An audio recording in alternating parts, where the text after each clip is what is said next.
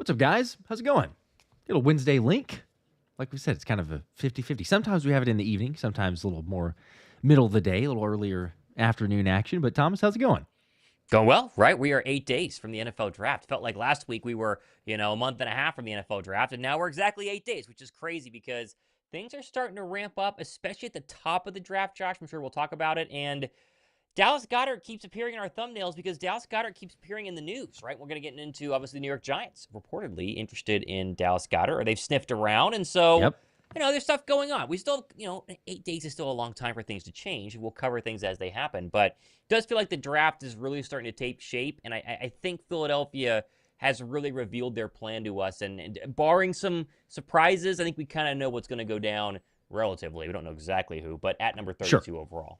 Yes. Yeah. There's a better ideas. You go through like the different mock drafts and potential candidates. You look at the top 30 visits. As always, shout out to Anthony DeBona because the incredible work between the relative athletic score, the top 30 visit. That's the formula if you want to be picked by the Eagles as of the last couple years. Now, maybe Yeah. Howie surprises people. It's like, hey, this guy didn't come in for a top 30 visit, and you actually take that player. But I'm kind of putting together, my own internal list. I'm sure that we've all looked at that and going, okay, this is probably likely here. You go with how far does this certain player fall?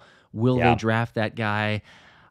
Initially, I was like very, very much on board of saying like, okay, yeah, you could possibly trade back. You get a couple more picks or selections in this draft. But then the more that you look at it and you even hear Howie Roseman talking about it in the press conference yesterday, of we sometimes get aggressive or very often get aggressive, but we have the luxury of doing that, and also we don't have 32 first round grades, which is totally understandable, but not 32 first round grades, which means there's a possibility that you could not have a single first rounder that's available to you at a certain point, depending on however their board falls. Yeah. Or do they go like, all right, hey, there's one left. There's say we're at pick 23. There's one first rounder left. Dude, is that the point where Howie trades up? So I kind of, I don't know. I like I said, I initially was thinking a trade back scenario because there's a couple different guys, and that's the difficulty of the mock draft simulators, because the mock draft simulators make us think, oh no, we can take whoever we want to, whoever we need to later. Yeah. But that's not real world. And so I'm kind of leaning towards possibility of a trade up scenario now, more than the trade back, but I guess we'll see. I think the Eagles, behind the scenes of the draft last year, kind of showcasing us what round one and round two look like, is exactly how it's going to go down for round one, especially with the second round trade up for Cooper DeJean. In that behind the scenes, people can go watch on the Eagles YouTube channel how he's talking to Jeffrey Lurie, and they clearly want Cooper DeJean. They don't think they're going to be able to get ahead of a team that they have scouted to predictably, want to get Cooper DeJean. So when the Rams are there and the Rams don't take DeJean, then Howie Roseman pulls the trigger and he makes the trade. He would not have done it, obviously, if the Rams would have taken Cooper DeJean. And like you just said, that's how round one is going to go. As we get closer to the 20s, really, to me, it's like from 20 on. I don't think Philadelphia trades up to the teens. It would take, one, a lot of overall draft capital, and two, some sort of really crazy special player that they are like, this is the next, all-world tight end, edge rusher, cornerback, whatever you want to go ahead and pick. So I say you get to 20, and then it's just a matter of who is left on that big board. And if that person can get to 24 and then 25, that's when Howie Roseman, I think, starts picking up the phone and calling everybody else in line and saying, hey, what does it take to go from 32 to 26, 32 to 27? That's a very reasonable jump, maybe throwing a third-round draft pick in 2026, and then you go get the guy that you want. But I do think trading back is still very much in play because, as you said, Howie said it himself, there are not 32 first-round draft picks on the Eagles board in the first round. And if we get to 25 and all the Birds guys are gone, I'm waiting for that phone call from the Cleveland Browns, the New York Giants, potentially the New Orleans Saints. Whoever doesn't get Shedeur Sanders in round one, Josh, of the quarterback-needy teams, which we don't think the Browns or Giants are going to take him at 2 or 3, they're going to have to come back into the first round, maybe at 32, like the Ravens did with Lamar Jackson in 2018, for a Jackson Dart or a Jalen Milroe. One of these guys that we don't see as a first rounder, but they panic and have to go ahead and move up. And so, I just gave you two scenarios that obviously could happen. You also just stay put at 32 and take whoever you think is the best available. But it does feel like we're getting to that point where it's going to be interesting once 20 gets on the board, because that's when the Eagles can start to strike. Yes. Yeah. I was trying to find that clip, which I did eventually, that you were referencing, obviously the Cooper DeJean. But they played out all sorts of scenarios here, and that's Yes. the luxury of like there's very few elements, where you could go, okay, what is a team building prospect look like, or Right. what is a general manager prospect? They're essentially running mock draft. Like, so what a lot of people here in the chat are doing, consecutively over these last couple of days, it just run a million different scenarios. Okay, hey, so-and-so's off the Yeah. board now. Now what do we do? Where do we pivot toward? Who's the next guy on our board? How long can we wait? Do we need to trade up in this scenario? And you still never know, because draft night it's full of mysteries, and it's the human It is. error, and teams will reach, like, I'm curious to see how far does it go before we go, oh, there, that's it. Okay. Did not expect that player to go, but some team is reaching for it, and then he just totally sets off the rest of the draft. But all things considered, yeah, you're trying to be as prepared as possible. To trade up, you go get a guy that you can. I'd be curious, but like I say, there's so many different guys out there. Reminder, of course, because Thomas and I will be streaming for the first couple nights of the draft, so come hang out with us. We got some crazy giveaways, fun, exciting time, cool draft night, announcing the picks, and some cool stuff planned. We'll maybe tease it a little bit towards the very end of the stream here, but some very cool things planned. We'll just say that. Go ahead. No, I was just going to say, no, go ahead, and then I'll ask my question. Mine is unrelated. Go ahead. Oh, okay. I was going to say, Surfer was saying, love the show, guys, but Shador is not sliding. And then also for a couple of the super chats here, before we get into that one, Harry with a 5, thoughts on Lathan Ransom for the replace, or I guess similar to CJGJ, but thoughts on him maybe to replace. Does he get the starter opportunity? Yeah, I don't know. I don't know about you personally. Like, I'm not opposed to it necessarily, but like every time that I look at safety, I know Malachi Starks, and both of us have covered it on the last couple videos, and it's the natural Philly dog inclination. Do you take a first round, or do you draft a first rounder for the first time? Yeah. Philly's never done that for a safety, but you probably have to in the first round. You have other Kevin Winston Jr. from Penn State as a possibility there, but those are earlier. I think if you get later into, because Lathan Rand's probably talking about like a 3rd round, 4th round selection for him. I was looking it up. He's the 10th safety prospect on ESPN right now. So you got time to wait. I guess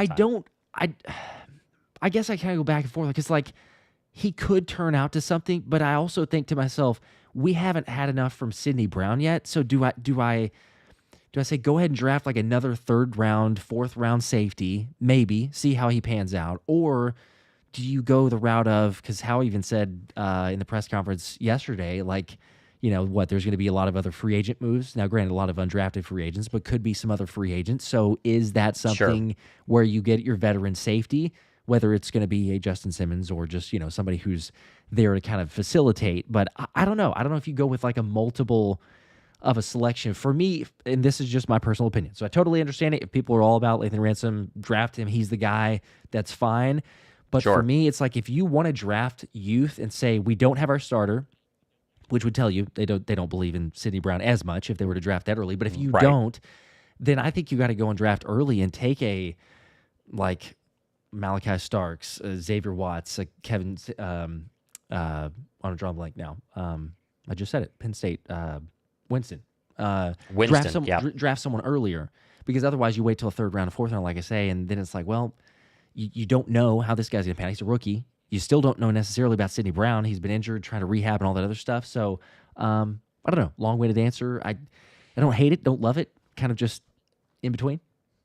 Yeah, safeties to me, the most obvious need so far in this football team. But I think if they were to wait until the 3rd, 4th, or 5th round, because I think they will take a safety if it's not in the 1st round at some point, just for overall depth purposes. But if they do wait, let's say past round 2, so a 3rd round guy like a Latham, or they were to wait, much later for a guy in a 5th, 6th, or 7th round, that would tell me either they love Sidney Brown or Justin Simmons. And Justin Simmons continues to kind of be this wild card where Philadelphia could go into this draft and go, Malachi Starks is there at 32. I don't think he will be, but let's say he was. We're going to go edge rusher instead, and then they get a safety in, the 6th round, and then we all come after the draft and go, whoa, they must love Sidney Brown.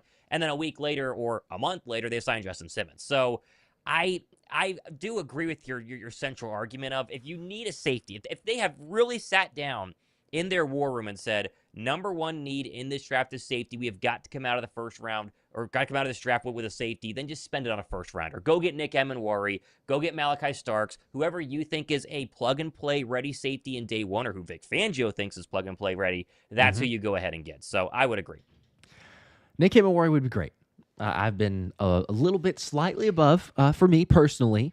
Now, we'll see, but slightly above Malachi Starks. I know some people are going like, oh, no, you need to go get Malachi Starks, and that's fair. We can agree to disagree for those people. Matt here with the 2 does say we need to get Starks at all cost. Dude's a stud. He's a stud, but, maybe not quite above that element. There would be some that would argue, because we did the whole RAS and top 30 visit, as we mentioned at the top of the show. Not very athletic in terms of the testing. In terms of the testing, I test, you look and see plays being made and staying with other players. So not every player translates that way, but the vast majority, especially the way the Eagles look at it, you go, that's not as likely that they would go make a move. But then the counter argument is, but he's a Georgia Bulldog. So right. I mean, you kind of like automatically put them higher on that tier because you assume that Howie's going to be interested. Which, by the way, while you mentioned that, I was just looking up. So Mel Kiper has a 3-round mock draft just to show people the top 2 safeties being Emenwari and Starks, where we think that they're going to go. Emenwari, every single mock I've seen, he's not gotten past like 22, right? So right now, Mel Kiper has him 19 to the Bucs. The Bucs are in need of a safety. Really, they need help everywhere on defense. But if you want Emenwari, which I think most Eagle fans would love because of the athleticism, the crazy combine, you're really going up. You'd have to fall to 23 or 24, and then you pull the trigger. You're not going up to 19. It's too big of a jump, in my opinion. Whereas Malachi Starks, I keep seeing him, at least on the most recent McShay mock, he's 27. So he's a lot more likely to be either a realistic trade up because 32 to 27 is so small, or he sneaks past 27 and is there at 32. So just when we talk about safeties, and really when we talk about players in general, where they're at in the first round really matters in terms of availability for Philadelphia. Because a guy like Mike Green out of Marshall, who I did a show on I think last week, love him as an edge rusher. I know he has, the kind of the questionable past, despite lack of he has allegations of stuff, but not necessarily any sort of police report filing. And so it's a he said, she said. Don't really understand the full situation. But he's a guy Philly would love, but no mock draft has him getting past like 16. And so you start to kind of move these things around where if Mike Green were to fall and he gets into, the 22 range, is that the kind of gap that Philadelphia would be willing to move up for a guy they love, or did they sit tight and take a Walter Nolan, because he's there at 32 or somebody else? So when we talk about first rounders, it's always so interesting to me because especially in this draft, there seems to be a big giant cloud around pick 15 to pick 32 with all these players where they could either go 15 or 32. We just don't really know where they're going to be. That's what makes draft night very interesting. Yeah, it's all over the place. It feels like maybe it's recency bias, but it does feel like this is one of those drafts that there's more of that all over the place, like randomness that could occur because of like you get one projection of a mock draft that the dude is, as you're saying, they're 15, and then another one where he's out of the first round even, and so it just flips so many different times where okay, we'll see how it plays out, but you have it all over the place. If I will say, you mentioned Walter Nolan, if Walter Nolan is there and available at 32, then you don't have a decision to be made. You're just like, all right, hey, let's run that card up there and take Walter Nolan, but that's still one of those similar. I've seen him at 32. I've seen him mocked up as high as like in the teens for Walter Nolan. So, there's so many different guys. I keep going back to like the last 2 drafts for sure, 3 drafts. I mean, depending on, but at least the last 2 drafts, you've had guys who have fallen just right into Philly's lap, fallen far enough. Multiple guys even. You look at Jalen Carter, Nolan Smith, Quinion Mitchell, Cooper DeJean. You did trade up. DeJean's a big one. Traded up to get him in the second round, who's a lot of teams' first round, or at least the Eagles' first round grades. So, you get both guys like that. Can it happen again? Can it happen again in a draft where you have a player that you're like, oh yeah, there's our first round, grade on someone, and we either don't have to trade up much or don't have to trade up at all. They just sit there at 32. It feels like, even though it's not like a crazy difference in picking like perspective or like where they are in the draft, 32 is one of those that feels like it's too far back to not have to trade up just a little bit, even if it's just a little bit up there, like 3-4 picks, and go get your guy. But well, while I'm talking, bring up Andy DeBonis if you can. Hmm. His top 30 tracker, and let me know whenever you got it up on the screen. Because as we say almost every single time on my show, I'm sure you say it on your show as well. Top 30 visits do matter. Can Philadelphia take somebody who didn't visit Philadelphia for a top 30 visit? 100%. I think we're still waiting on a couple. The official top 30 visits are over. You can't have any more. I Hmm. think the deadline was today, but we don't have total of 30 visits, and so we're waiting on the reports of who came this weekend and who came yesterday, and so we're still waiting, right? Things can Yep. change. But when you look at Andy DeBona's draft tracker or top 30 visit tracker, to me, it just screams trade back for one main reason. Two surefire first-round draft picks have visited Philadelphia. Malachi Starks and then Donovan Ezraku, the edge rusher from Boston College. The rest of these, I think you got on the Yep. screen, There we are go. shaded in light blue here. These are all second-rounders. These are all consensus second-rounders. I mean, Josh Connerly, Maxwell Hairston, I've seen him mocked to round one, Josh, but I would agree. I think he's a round two guy. Look at them all. 1, 2, 3, 4, 5, 6, 7 second-round projected draft picks that come to Philadelphia versus 2 projected first-rounders. And Malachi Starks is a guaranteed first-rounder. I think Ezraku is as well.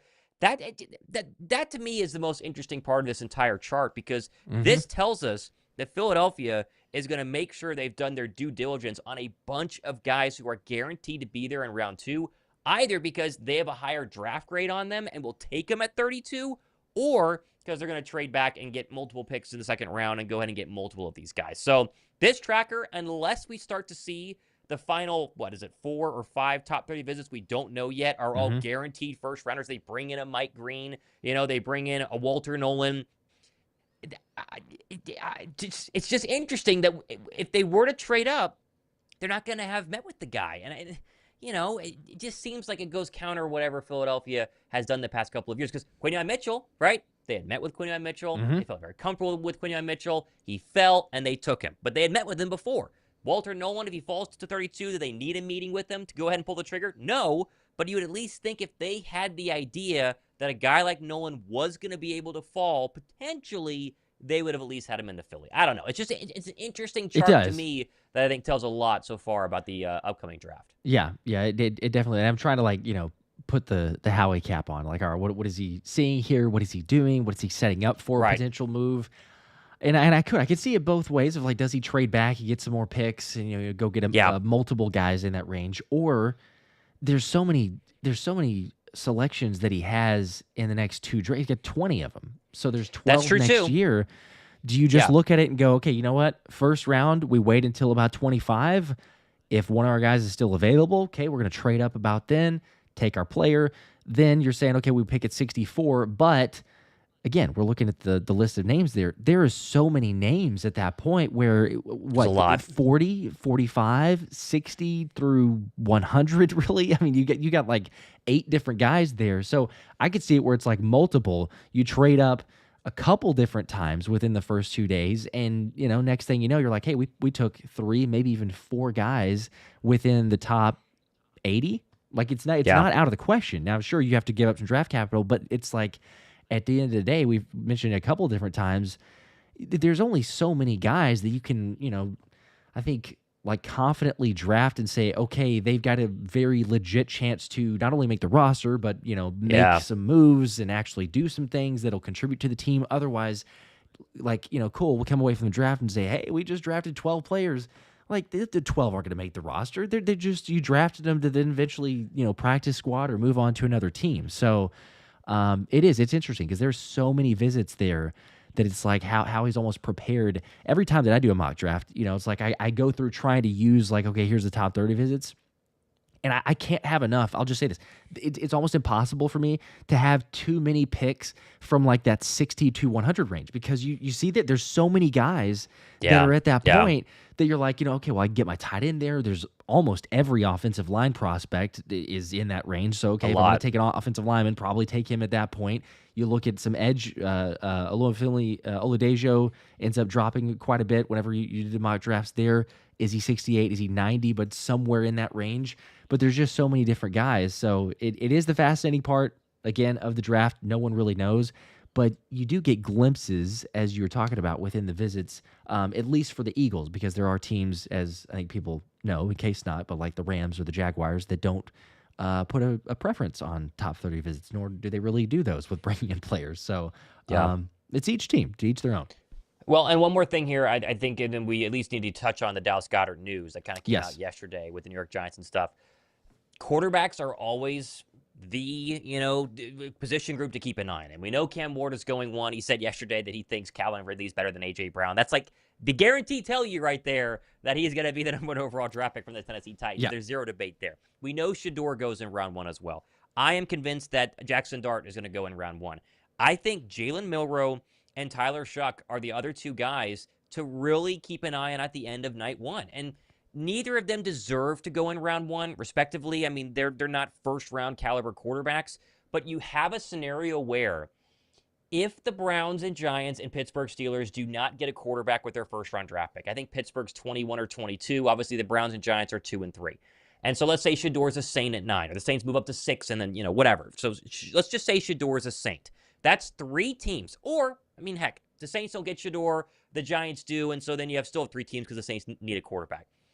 I really see a scenario where those 3 teams are battling it out to move up for Dart, and then the second that one of them gets Jackson Dart, the other 2 teams are going to panic. And Tyler Shuck right now, Josh, is vaulting up draft boards. I mean, he, for as much as Jackson Dart was going up draft boards the past month, it seems like since this past weekend, this kid out of Louisville is like everyone's favorite quarterback. Kyle McCord is also getting a lot of run right now. I don't see him as being a first-round draft pick, but Yeah. Shuck, I think, could be somebody, along with Milroe, that a team panics on, overdrafts, and moves up into round 1, and then reshuffles the entire draft board, because as soon as 2 other quarterbacks go after the initial 2, that's 2 more players, potentially defensively, that could move back and get closer to Philadelphia. Always a possibility. I mean, especially you see it almost every year, but always a possibility with quarterbacks because of the value of the position. So yeah, you got a player. Team's like, hey, maybe not. We didn't take our guy early, like you're talking about, but there's a chance here. Do we just risk it, go for it? And it wouldn't be surprising. Let's just say that. And by the way, just in terms of Kuiper's mock draft, Cleveland Browns trade up with Washington at 29. They take Jackson Dart. I believe that Shuck goes 34 overall to the Giants, which is, I mean, that's right there. I mean, that's 2 picks after Philadelphia. And then Milroe would go, let's see, Jalen Milroe goes 68 with the Steelers. So, further back than into the first round. But Dart at 29, you're telling me that these other teams, like a Brown or a Giants, if Dart were to go 29, wouldn't panic there and be like, oh my gosh, one of us needs to get Tyler Shuck or get Jalen Milroe. It could get really interesting with a lot more quarterbacks than any of us would even consider based on this class in round 1. Yeah, it's not of what it has been in past years, but still, right. It's just a quarterback like that. That's what it is. Even if you don't believe in it, there's always a couple teams, quarterback needy teams, because it's hard and difficult, and there's that like dangling carrot of like, we could just find the one guy, like we just strike gold once. If we could Lamar just get Jackson. Fortunate, lucky, right? Yeah, just people miss on it, or people don't realize there he is. That might be the player. So yeah, there'll be a team or 2 that'll take a risk, maybe an unnecessary risk in this one, but perhaps it does. It helps out. It's a risk for sure. You're sitting better. So yep. Harry was mentioning, yes, I think in one of Josh's mock drafts we trade the Colts. That was Anthony DeBona's idea, but you trade the Colts before you even start the mock draft. But if you do PFF's mock draft, you could trade the 4th round pick of the Colts for Dallas Goedert, and you get a little extra ammunition there. So, I mean, connection with Steichen. Just go ahead and do that and say, like, why not, right? You just have a little extra firepower if that's the range that we're looking at in the draft earlier. Never totally unrealistic possibility, but I think it'll be in the draft. Like at some point in the draft, once you start going in the draft, then we'll say, okay, start to see how things shake out. There's some other trade potential teams that maybe are going, okay, you know what, now we can take advantage and go ahead and get Goddard. If he's traded. So well, let's just say this. So the report yesterday was obviously that the New York Giants, according to one Giant insider, have called Philadelphia. Now, obviously, you see that and you freak out. The Giants want to trade for Dallas Goedert.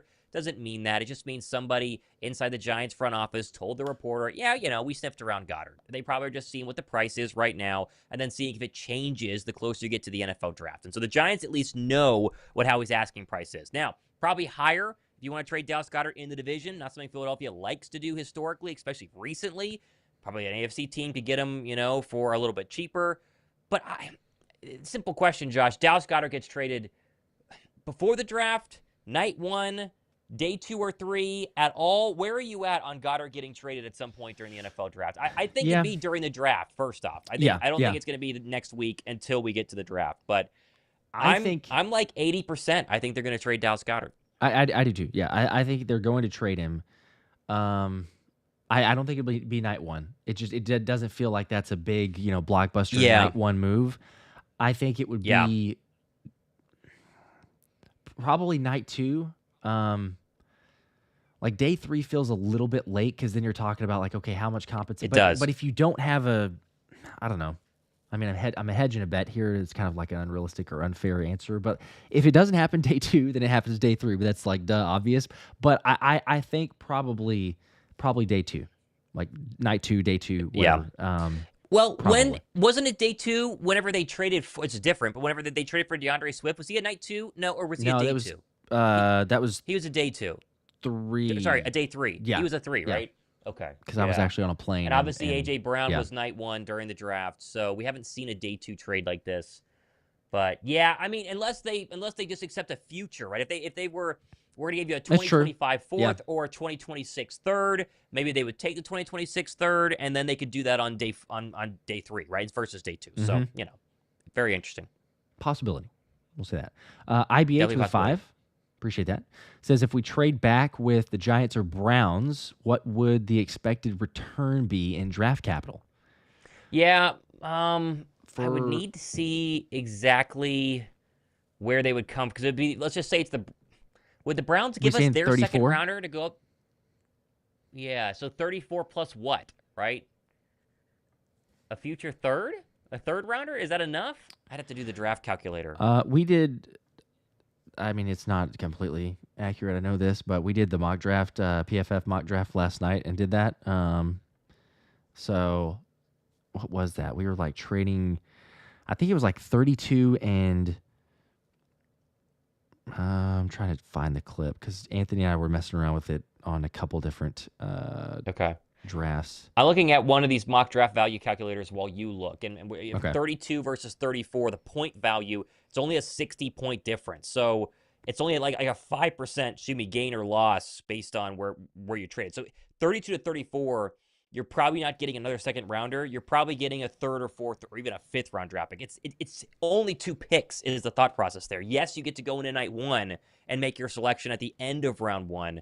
Yeah. But the next day, 2 picks later, or really 1 pick later, because 1 pick and then it's you, then you go. So let me know whenever you have that. Okay, but I think it's not a lot. Yeah, and again, this is mock draft, or this is PFF's mock draft, so they're not 100% accurate with the trades. But what we were doing was 34 of the Giants and 99. So they're 99, and then we were trading so them 32. I would do that in a heartbeat. We were trading them 32, and then I think it was we gave up 134, if I'm not mistaken. So moving up, like, what is it, 35 spots later in the draft to swap the 2. Yeah, those were the considerations there. So it's just, if you're not just thrilled with your options there and you can afford being like, okay, there's a couple slots, we'll move back, then, it doesn't hurt because, you move up 30 different positions and say we've got a lot of guys who we brought in for top 30 visits that are projected in that range of the 70 to 100. But yeah, like, I don't think it'd be anything astronomical, I guess. If IBH, the question of, expected return in draft capital, we're not going like, oh my gosh, we have this, second round pick, third round pick for free, basically. It's a moving up a little bit. Right. Not major. Right. Tyler with a 10. Appreciate that also. Says, don't know how legit the sources are, but multiple pages on X have said the Panthers are willing to move back from 8. You think there's anything there? That being said, I want Stark's certified dog. Carolina is interesting, right? Because Carolina has a ton of needs. They're one of those teams that can really go best available. And so if they think that they could get their guy later on, then trading back makes sense. The problem is 8 to 32 is too much if you're Carolina, right? That's like, it would take a massive haul. You'd have to get the Eagles first rounder next year, I think, to even consider it. And I don't see Philadelphia doing that. So I don't, 8 to me is too high. I'm at like 17 would be the absolute highest possible Philadelphia could go And even that is way too much. Like, there's to me a 0% chance of going up to 15. There's like a 4% chance of going to 17. And then as you keep backing up, it gets exponentially greater, right? So 17 versus 25. 25 is like a 45% chance, right? 27 is like a 70%. Like, it's much easier. So Oh yeah. 8 is way too high. Unless Abdul Carter were to be there, he's the only guy that Philadelphia could mortgage the farm on. Because I think there's an argument where you could give up your first this year and a first next year for Abdul Carter. They would do it. But he's not going to be there at 8 because someone else in the teens would have already leapfrogged and come up for him. So Yeah. I don't see that happening. Malachi Starks, as we've talked about earlier, he's a late 20s mock kind of guy right now because Evan Worry is clearly going to go ahead of him according to basically every single mock draft expert right now. Obviously things can change, but that seems to be the case. So Starks after 25, I think, is when he becomes kind of a reality. Very, very Nolan Smith-esque in terms of where projected in round 1. Most people had Nolan Smith after 25, even into the early second round, and Philly got him at 30. I think Starks is in a very similar situation where you get to 25, and then the Starks kind of sweepstakes, it really starts to begin. Yeah. There was it's interesting. There's not as much I don't know how to word it. There's not as much like earlier picks, like teen hype, for Malachi Starks of saying like, okay, he's going to be in the teens for the picks, Right. or much earlier.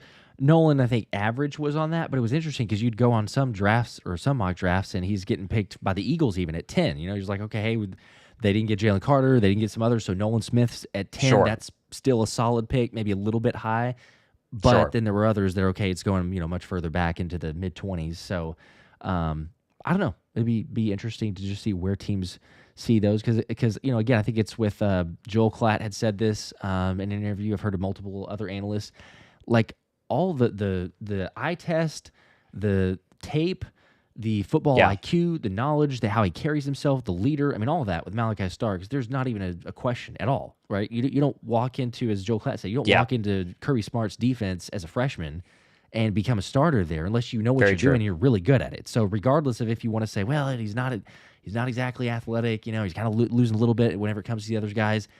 Some do a lot better at field day and running the drills, and others are like, you know what, I need a little bit more amp for pads are on, we're playing now for real, and they get going. But you look at the plays that he's made, and I don't have near the question or the concern. There's a few, and I've saw comments on the last video that I did whenever I addressed it, like, after seeing that, I may want to stay off. I don't want another Jalen Reagor situation because, again, over the last 4 or whatever, since I think Anthony went back to the Reagor draft, if I'm not mistaken. It was not but beyond that. But I think since the Reagor draft, there's only been one player in those first couple rounds that has not kind of fit in the bill of being 8 or higher in the relative athletic score, and that player was Jalen Reagor. So Jalen Reagor, like, all right, well, we shouldn't be making those selections then.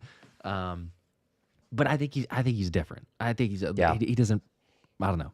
Hindsight's 20/20, but did not necessarily the Jalen Reagor. Yeah. Let's see. Christopher here with a 5. We appreciate that. Says, unless there is a run on quarterback, like y'all said, or that person is there, they really want us, or that is there that they really want, I still see us trading back. We really need to add a linebacker too. Go Birds. Go Birds. Yeah, I talk a lot about Mel Kiper's mock draft, but it's the most recent one, and Jod Campbell is his pick for Philadelphia at 32 overall, linebacker from Alabama. And I was watching some of his film earlier today. I wouldn't hate the pick. I think he's a very good linebacker. I just really wonder if the linebacker is the need at 32, because in this mock draft, Ezraku is the 33rd overall draft pick, the edge rusher out of Boston College. To me, getting another edge is more of a priority than getting another linebacker, because I really do feel like Vic Fangio can work with anybody, because Oren Burks came out of nowhere and was, plug and play whenever Nakobe Dean went out. And Nakobe Dean will come back, and you have Jeremiah Trotter Jr., and you get a linebacker in round 3, 4, 5, or 6, right? So I wouldn't hate a Campbell draft. I just don't see it as that big of a need. To me, it's edge rusher and safety are the two spots where you absolutely have to get somebody. Round 1 and round 2, edge rusher, safety. Either way, flip-flop them. Doesn't matter if it's Starks and then you get edge rusher later on, or if it's Ezraku and you get safety later on. Either one works. But those, to me, are the almost a guarantee going to be your first or second round draft pick, unless we're missing something, and it's an offensive lineman, because they've met with so many, a lot of later round projected picks. But I just don't think linebacker is a first-round need. You need one in the draft, but not a first-rounder. Yeah, I agree. They're not. I mean, yes, Howie values the linebacker because you paid Zach Bont, but it's not the same. I don't think of going like, oh, let's go ahead and Fangio. Hey, Fangio's big on linebackers. He does need them to perform. He does need them to play in his defense. But yeah, it's not as much of a. I agree. I don't see it as take him at 32. Maybe at 64. That still is probably early. I'm right there with you. Kobe King is a guy that was brought in. That's one that in the mock drafts we were able to take later. I mean, I think 161, I think, was whenever we were taking him on the one from last night. So, you just look at top 30 visits. That's a guy at Penn State, some familiarity there. It has had really good production, questioning sometimes in coverage, but, you never fully know. And if you can kind of cover that a little bit because you got the best one in football in Zach Bond, then, you kind of isolate the two, say, okay, this is more of our run stopper linebacker. If you don't, heck, they go dime a lot of times anyway. I mean, there are multiple instances where you have only one linebacker on the field. So, I think that's a later pick. Caden also just said Kobe King in the 5th. So there you go. That's the other. Later on, too. John M., dang, I'm late. Regular jobs, am I right? Yeah, yes, we know this is earlier. This is not the normal time, but it's earlier. Better for family schedule and everything there. So people that are joining late, hey, you're just watching the rerun of this. But yeah, it's scheduling changed just a tiny bit earlier for this one. JH with a 2. Appreciate that. Says, call me crazy, but I like Makuba as safety 1. Safety number 1 for Makuba. Okay. He's talking about Andrew Makuba. You are crazy. Out of Texas. Yes. Yeah. Where don't hate the player. Like projected. What round is he? Let's see. Where is he on? I want to say that he's always been like in the third rank. Like at 96, it feels like I'm always able to take him. Now, this is PFF. He's the eighth overall safety prospect on ESPN. Yeah. It's Mukuba. He spelled it wrong, just FYI. So M-U. He's not bad, but I mean, his number 1. That's I think safety I would call 1. you crazy. Yeah. I mean, Vic Fangio we'll signs see how off. it plays out, crazy, but we need Vic Fangio to sign off. So that's an extreme. See, that's also though maybe not to the same type of quality here, but to me, if you were to go out there and look, hey, it's fine, you have your number 1 safety. That's one of those moves that, to use a fantasy football reference, let's say that you have, this is your sleeper pick, right? And I'm sure we've all played with fantasy football leagues with some of these people that they go up there for, they're the second, third pick of the draft, maybe even the first, but the second or third pick of the draft, they go put this name up there and they're like, what on earth are you doing? Like, you could have waited till the 4th round and taken this guy. Now, we're not saying wait that late for, player like, but that's one that, look, even if you believe he is safety 1, there's just, you can't really, I think, talk yourself into going like, yeah, let's just go ahead and take him at 32. Yeah. Like, maybe you're looking at 64 or trade up a little bit to make sure you get that guy. But I can respect it. There's so many different opinions at draft time, which I absolutely love the back and forth on, because somebody could get super adamant on a stance of like, no, that's my guy. And for example, Makuba here, but I don't think I could go as far as saying a safety number 1 for that spot. Yeah. Interesting thought though.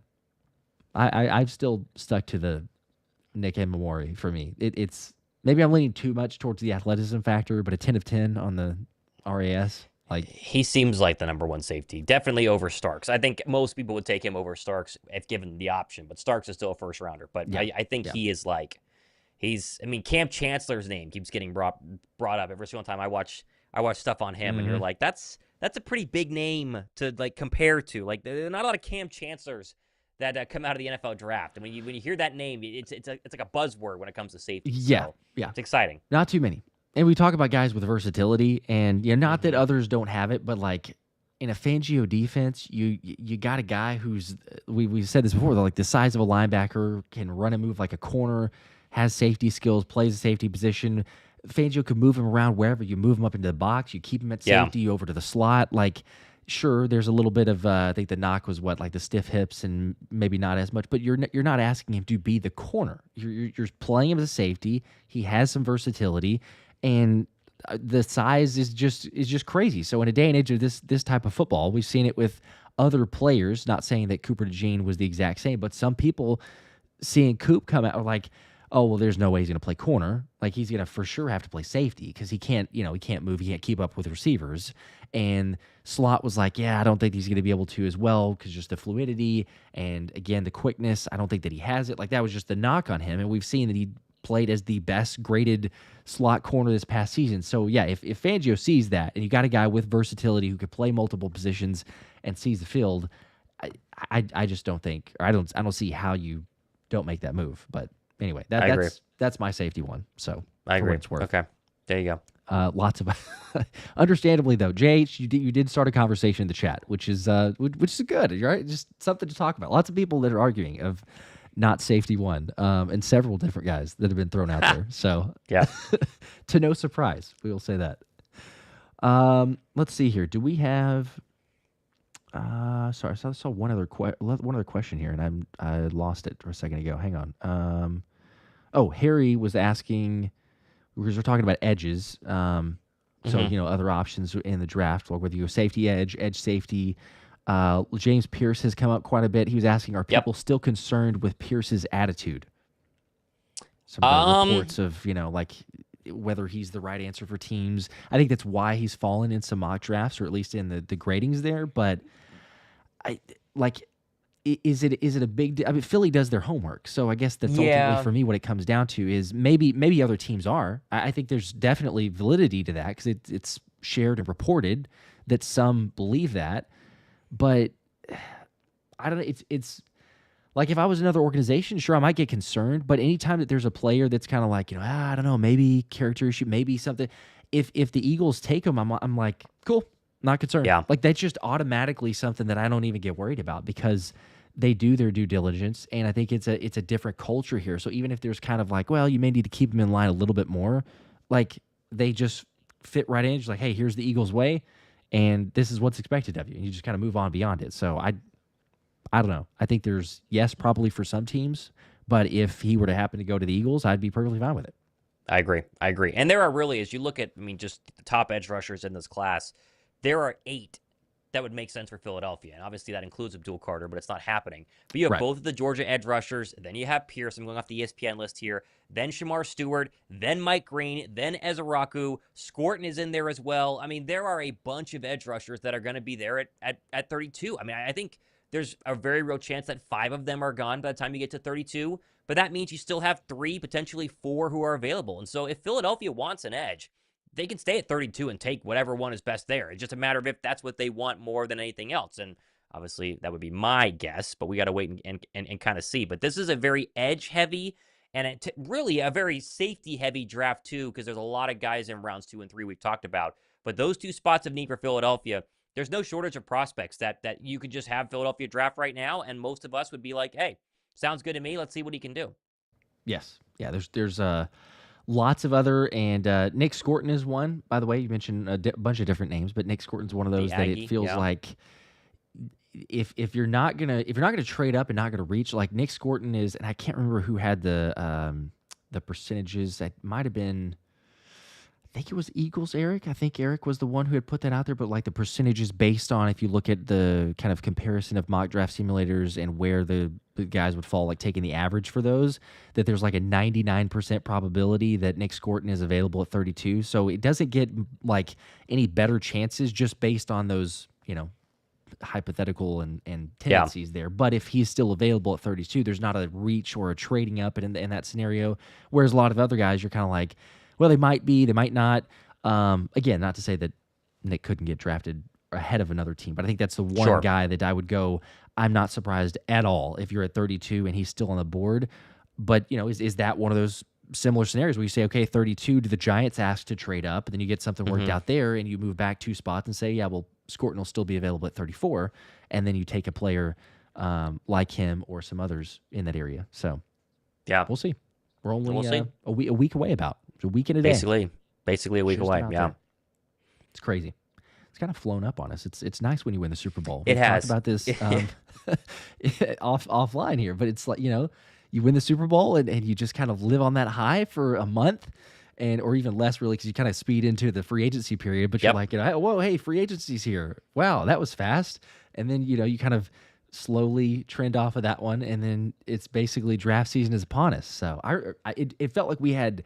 I could be wrong, but just the feeling of it because last year was over a lot quicker. But it's like, man, we got into mock draft talk and draft coverage and player prospects and profiles and everything so much earlier that this year it's not that like I'm not prepared for it necessarily, but I do feel like it's a lot more of kind of clustered together and really having to go over a lot of players and film like in a much more condensed setting because it was like I said, the playoff, Super Bowl, free agency. Okay, bang, now we're into April and the draft is, 3 weeks away. Totally agree. We are now a week, so. Totally agree. But another plug that we're going to be live for the NFL draft. And we actually have to test some of our draft stuff for the show. So if you watched our draft last year, which is a lot of new people have joined our channels, have subscribed to our channels since the NFL draft coverage last year. So a lot of you guys probably didn't, but we try and make it one of the best YouTube, non-ESPN productions. And so we have highlights and we have breakdowns and all sorts of stuff. We just got to test some sound levels and some highlight stuff here because we can't really test it unless we're live. So we figured we'll, try some things out and make sure it all works before. I'm sure we'll test more stuff next Wednesday Linc, the day before the draft, to make sure everything's working. So for sure, if you're staying with us this late, you get a little preview. There we go. Yes, we can try to run this thing through. And a fun fact for people that may not have been aware, but last draft, I'm sure most people are because they were part of it. But last draft, we essentially broke the streaming software. I think with all the production and editing and all that. So. The goal is to not do that, which is why we're testing it here. We'll see. Yeah, I've got a couple clips. We could go ahead and play just highlights. And test out. Yeah, just highlights. But I got a couple. We're of those, actually, and we might as well let people. We're testing to see if the music bed behind the highlight clips is the right level, so you guys hear it, but we also can talk because when we play it on our ends, it sounds different than what it is on YouTube. So that's what we're trying to figure out. So hopefully we don't blow anybody's eardrum, that it's too high, but also hopefully maybe it's start not them too little. Start them smaller, and then work them up. Okay, well, we'll see if we can do this here. All right, first test, all right, and most realistic we're assuming here, but probably first pick in the draft, Tennessee Titans select Cam Ward. Yes. And so then this would be the clip here. Let's make sure that people can see.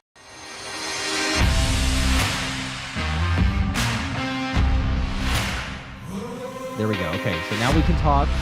That was original. So it's very loud in my ears. It's pretty loud. I'm gonna bring it down here and see where that one. Okay. I thought I had it pretty low, and it was not near low enough. I mean, I can hear you pretty good. I can also hear the music. I could bring it down more. Yes. Unless people think that it's. The question is.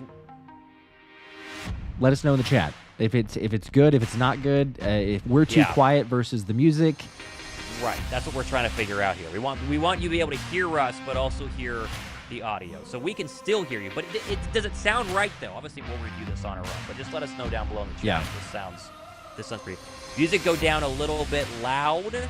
That's I think they're delayed. I think you have it now. Okay, I was gonna say I think they're delayed a little bit, so now we're getting into some people loud still. That's better. Good now, much better. Okay, I think that's the number. I've got it. That's the number. Yep, I've got it here set at a good old 26. Don't ask me why I picked that number. Felt like a good number for the Eagles. So then pick another one, and obviously remember it cuts our voices out. It mutes us automatically. So you got to quickly unmute us once you hit it play. So let's just try another one here. All right. So second selection in the NFL draft, Abdul Carter. It's possible. Maybe Travis Hunter. I haven't built that graphic yet. Probably, yeah. So we're just gonna go with this one. All right, we'll try it again. See if somebody said maybe a bit lower. So we'll just see how this one plays out because that last one was high and then I moved it down. So let's see if this one sounds good. If not, I can move it down again. So here we go. Abdul Carter. And we are unmuted now, so now you can hear us. Okay. Abdul Carter. Hopefully this sounds good in my ears. So it's a matter of what it's gonna sound like overall. So. Yep. I can hear you well. Okay. Good clips, by the way. Thomas did edit this one, so for people wondering, this was Thomas going through and compiling some Abdul Carter highlights. Not too bad. Pretty clear. Pretty exciting. I don't think people realize sometimes of how difficult it is for college prospects and finding clips like this. Like NFL is so easy. Like you can find it anywhere, everywhere. But for college prospects, it can get difficult. I'm seeing this as perfect, is what people are saying right now. So we might have it. We might have it. 26 might be dialed in pretty well. You can hear the music and stuff. So Perfect. I think we're good. I think it all sounds good. Okay. Cool. All right. Well, that's Sweet. what we needed from everybody. So I think we'll Thank you, test guys. this. We're testing it all on Wednesday to make sure it doesn't crash. So next live stream, we'll make sure that it all works. Yeah. And then have the draft, hopefully no issues. Because I think it crashed on night 2, though, right? I don't think it crashed on night 1.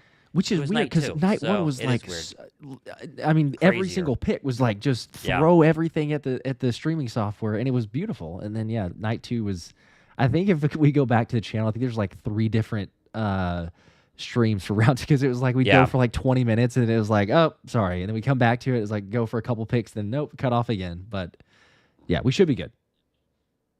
Sweet. Cool. All right, well, then we're good to go. We appreciate everyone being our guinea pigs here and making sure that we are good to go. Yes, thank you guys. Michael, appreciate it. Everyone, but yes, Michael said you're loud enough over the music. So 26. That's exactly what we want. And like I said, it's a very easy number to remember because I did pick it for Saquon. So, we get that reason. But all right, that works.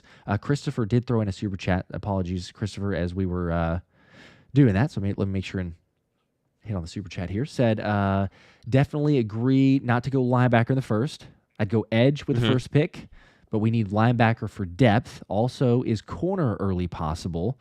Or the follow-up to that, I guess, is does Ricks take a leap this coming year? Yeah, I mean, we both talked about Ricks on our shows earlier this week because there's some news out from Eagle reporters talking about how the Eagles feel about Eli Ricks.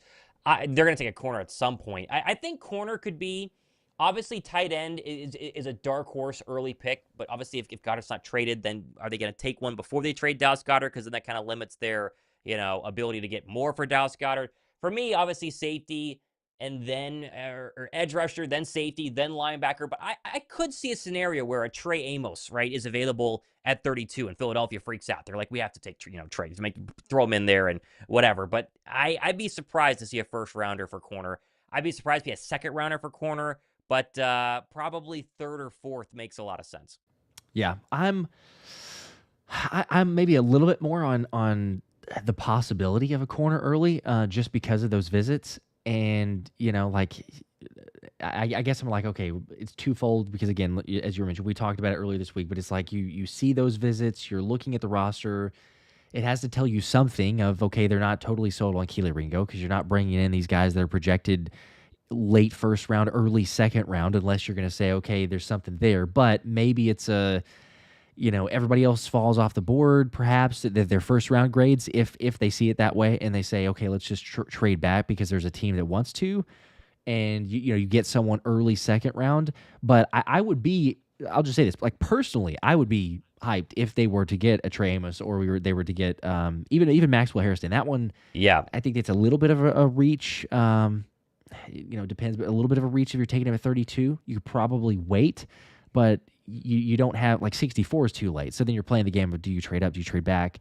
But I don't know. If it's not one of those two, then absolutely. Like, there's not a reason to take another corner. For one, they haven't met with 100%. Any of those others, but there's not a reason 100%. You just take somebody else later. So we'll see. I don't mind the idea. You say, hey, let's go ahead and just add one more to the corner, take another guy, Quinyon Mitchell, Cooper DeJean, and insert Trey Amos, maybe. Like, almost every scout, if you look at the scouting reports and the reading up on him that I've done as well, it's like almost everybody's saying CB2 is his floor.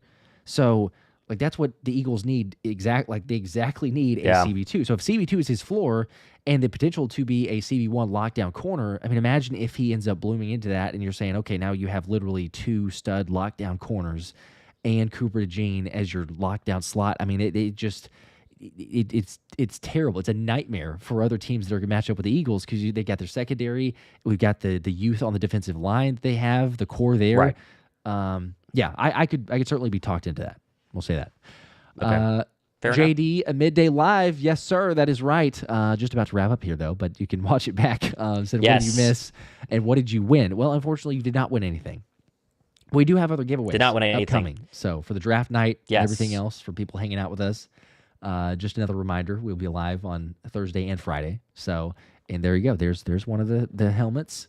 The variety of signatures. I've just got the the coop. I've only got one signature on this one, but yeah, it's still a pretty big one. It's still a pretty big one. It's Yeah, I know they're the same way because we both give away so many helmets, but like yeah. mine sits right over here, and I see it every time I walk into my studio, and I'm like, man, that would look so nice just to stay here forever, but it's got to go to someone. Yeah, So we give it out to somebody else. I know, but we should hopefully have some more after the draft. We'll say I have not gotten confirmation from the Eagles yet. We're supposed to for the Philly dog visit at the NovaCare. So for those people also wondering, because I know we've teased it and we've mentioned it before, it is going to happen. We've confirmed it that it will happen. Just the dates we don't have. So for subscribers and members and wondering, it is going to happen. We just got to get confirmation from the Eagles, and they're busy, so understandable. They're getting they're just trying to get all the Philly dogs on the same schedule, which I'm sure is very difficult. So yeah, can only imagine. It's got to be difficult. There's like 5 of them, so it's gonna be good. Yes, yeah. So, but we will keep everybody posted as always. Like you said, just about a week, a little bit over a week away from the draft. We will of course have another Wednesday hangout, Wednesday night stream before the draft for next week to officially prep and plan and test out some of the streaming software and everything. But for those, like I mentioned, you're watching it late, catching it later, you can rewind, cover all the latest news, topics of the draft and everything there. But otherwise, appreciate you guys as always. Make sure to hit the like button, subscribe on your way out, and go Birds. Go Birds.